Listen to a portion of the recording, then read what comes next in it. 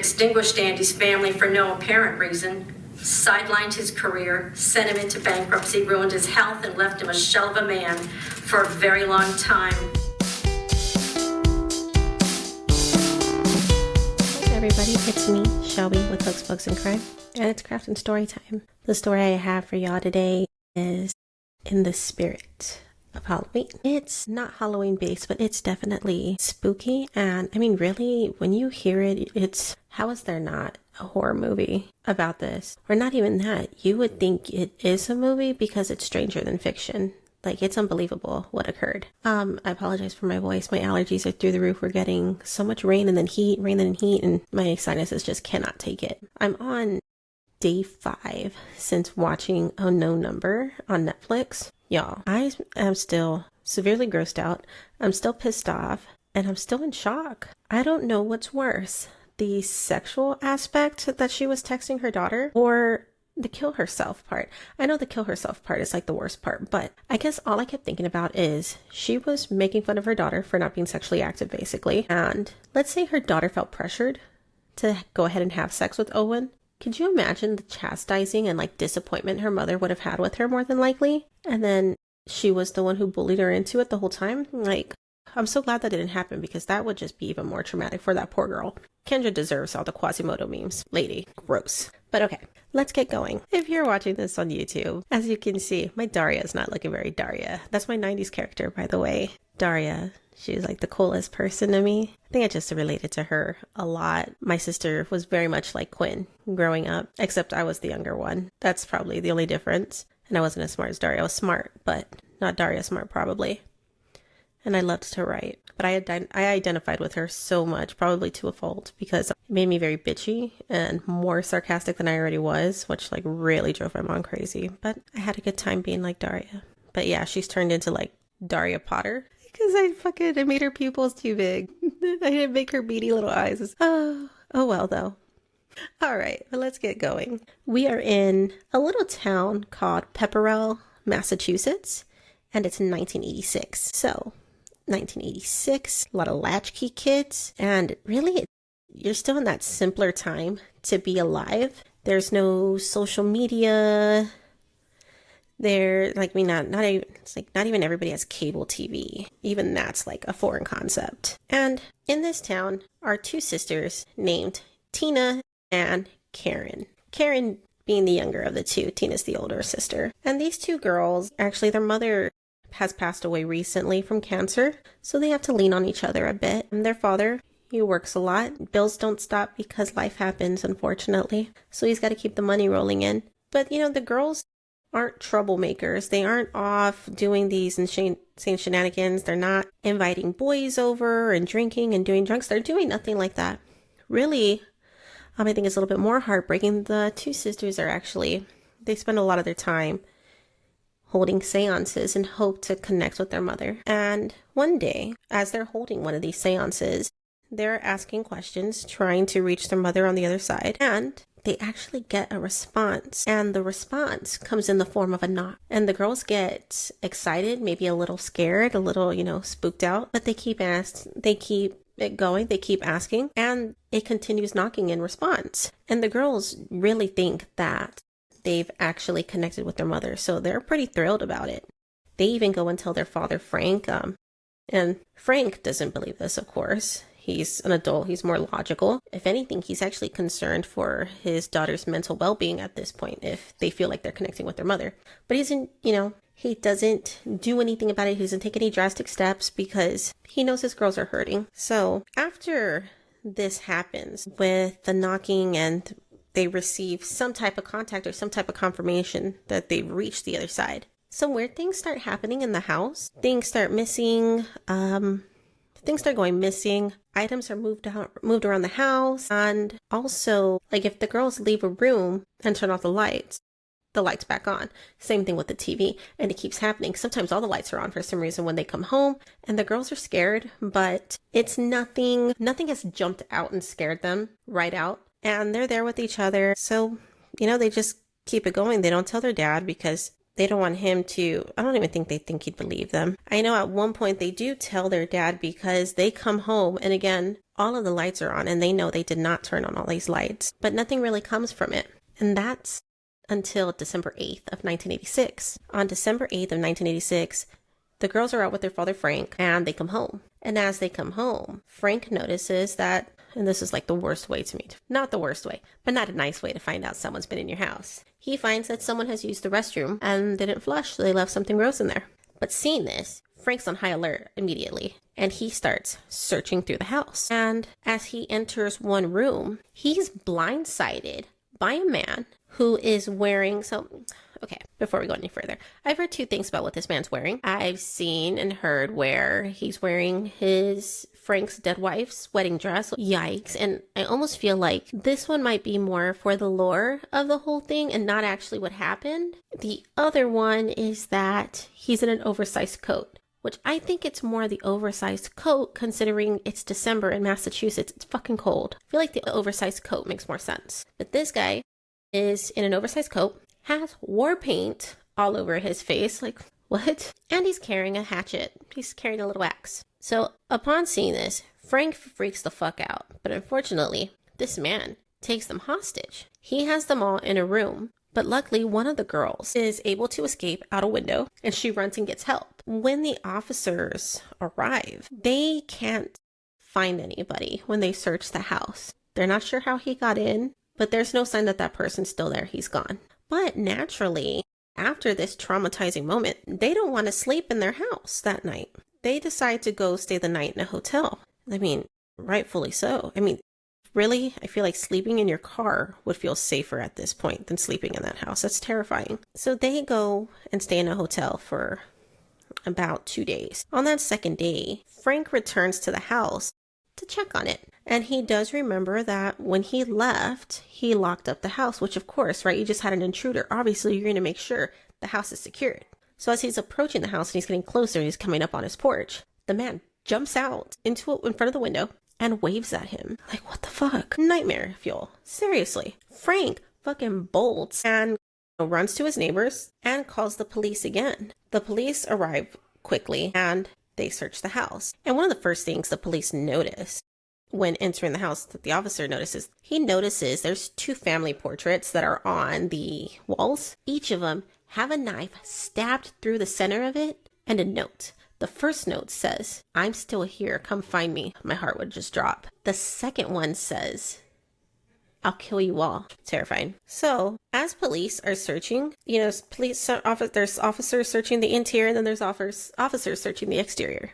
And both sides are a little confused because there are no signs of a break-in. There's no broken windows. There's nothing going on with the doors. Everything is as it should be. So they don't know how this person got in. They don't know how he's got out. They know he's still in the house. There's no way he would have got out. But the problem is they're searching top to bottom. They cannot find this person. But then they go down to the basement. And the officer goes into the basement and, he's looking around. He's still not seeing anything. But then he looks up at the ceiling and he sees the pipes, all the plumbing and everything going through. And then they actually lead down the wall. And he notices, obviously, you don't want those pipes visible throughout the house, right? So they actually built a false wall to hide those pipes. And he thinks to himself and realizes that false wall creates a crawl space just big enough for a person to fit. So he goes looking in there. And when he enters, he notices that there's like a mound of laundry right around the wall. And it doesn't make any sense because obviously no one would be throwing laundry behind this wall. Also, that amount of laundry, it was so much to where they wouldn't have any clothes left really to be wearing. So he starts picking apart this laundry mountain, if you will. He starts picking articles of clothing off of it. And eventually, as he's pulling off these pieces, he suddenly sees a tuft of black hair and an eye just looking at him like this from the corner. Yikes. Obviously, the officer starts telling him to freeze, put your hands up slowly. And eventually, this kid gets out, and he is a kid. It turns out it's a boy named Daniel LaPlante, and he is 16 years old. So police are like horrified. So they're looking at where he's been hiding. And what they find is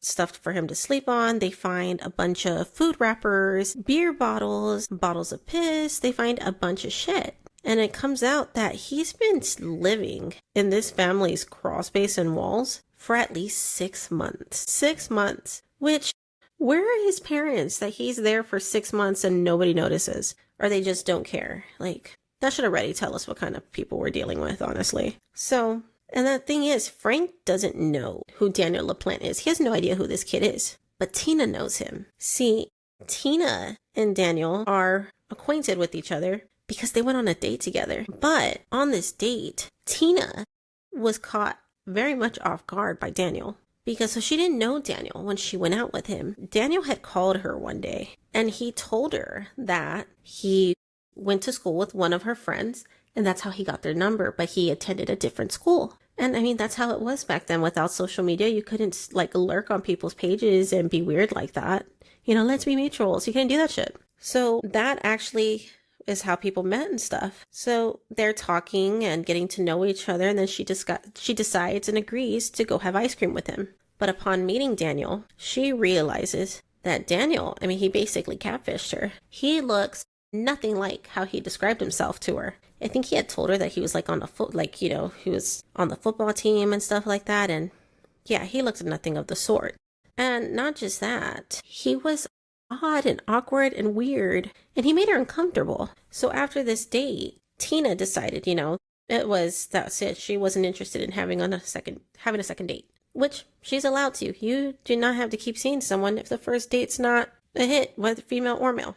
You don't have to, unless you were doing some shit like where you went on one date and you made them buy you a bunch of bullshit and everything. Then you know what, that person's rightfully to be a little annoyed because you clearly used them. That's not the case here. Rightfully so. If she wasn't interested after the first date, she doesn't have to agree, and she doesn't have to agree to anything else. And also, this is why they thought they were getting a response during their seances. It was Daniel knocking. He was moving around through their walls, watching the girls' every move, because remember, their dad wasn't home. And also, which is why all of his bullshit would stop when their father got home, because he could see. He would actually move the electrical outlets out of the wall and peek through them and then look through vents and everything.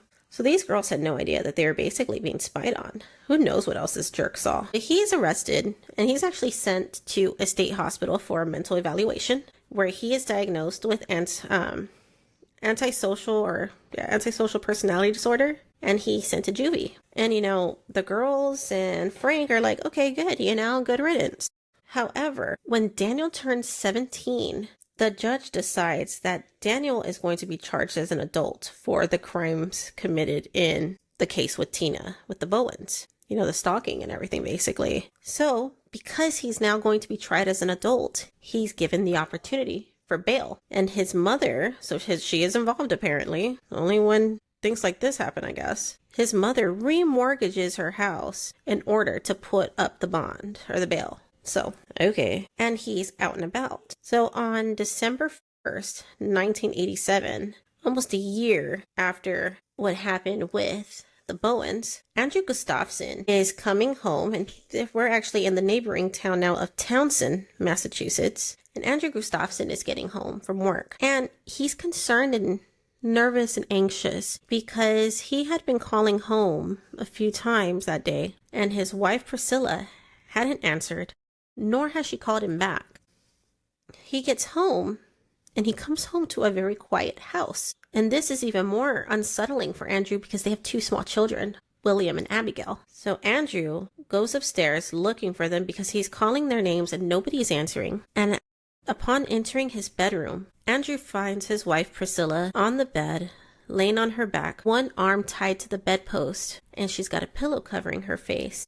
And the pillow is covered in blood. Andrew immediately runs downstairs, runs out of the house, and calls the police. When asked why he didn't look for his children, he just said that he couldn't bear the thought of finding them. And I can't blame him. I'm sure he knew something was very wrong and that something had happened to something similar had happened to his children, or they just weren't there. So police arrive at the Gustafson house and they find his wife Priscilla deceased in their bed, and then they go into the upstairs bathroom. There they find William Gustafson, their young son, I think he's 5 at the time, drowned in the bathtub, which is just so ugly for someone to do to anybody, let alone a child. But they still need to find Abigail. And as it is, I forgot to mention, Priscilla was also heavily pregnant. She wasn't due, but she was definitely closer to her due date than the beginning of her pregnancy. She's at least more than halfway through it. So as police are looking, and then they go into the restroom downstairs, and in the downstairs restroom bathtub, they find Abigail Gustafson, and she's been drowned as well. Now, police are horrified. I have no doubt that experiencing this, they knew automatically that this is going to be something that haunts them for the rest of their lives. The images of finding those children and the wife, I have no doubt that those stayed with them. It's so awful. Like, drowning someone is just so intimate already because you have to be up close and personal to it. You have to watch it. You have to feel them fighting for their life because instinct kicks in for them to get out of the water. And then to do it twice is just, there's no word for it of how atrocious and horrid that is. It's terrible. So, of course, Andrew Gustafson is questioned. You always got to look at the husband. He's ruled out very quickly. But when they start questioning Andrew, if there's anything he can think of, any enemies, has anything unusual been happening, he actually says, you know what, yeah, there have been some unusual activities at home. He says that somebody had come into their house while they were out and stolen 2 of their cable boxes, the remotes to the cable box. He says that things had been moved around the house, but that was it. There hadn't been any physical threat, and they didn't know who it was. So upon hearing this, and the details are being spread throughout Massachusetts, this story made national headlines. And the lieutenant who is there in Townsend working this case immediately thinks of the story he had heard a year before and thinks this sounds like something Daniel LaPlante would do. But to him, Daniel LaPlante is still in juvie. But then they learn that he's not. They can try to confirm that he's still in juvie. And that's when they learn that he got put out on bail. And around the time that he got bailed out, a lot of burglaries had been taking place in Townsend, Massachusetts. And they didn't have a suspect. And now it's looking like, oh my God, Daniel LaPlante's been in all these people's houses lately. But they don't have any evidence. They just have coincidence. So at the crime scene, they actually notice, because this town is pretty rural and it's very woodsy. So where the Gustafsons' house is, you have the backyard. And then bordering the backyard is the woods. And they notice that outside in the backyard is a pillow. So upon seeing this pillow, they decide to get the canine unit. The dog picks up on a scent and leads them through the woods. As they're going through the woods, they're actually finding some discarded evidence, including gloves, a pair of gloves that have been thrown. This dog leads them directly to Daniel LaPlante's house. And because of that, now they're able to get a search warrant of Daniel LaPlante's house. When they search his house, they find a pair of wet socks that also have a hair matching Abigail Gustafson's hair color. And they find shells that match the bullet that Priscilla. So they back this up and issue a warrant out for Daniel's arrest. And Daniel, he must have known that they were on his tail because he fled. He never returned back to his house. And what's scary about this is a kid who was not afraid to enter people's houses while they're home, and he's good at hiding. So he's definitely someone you want to get off the streets as soon as possible. And not just that.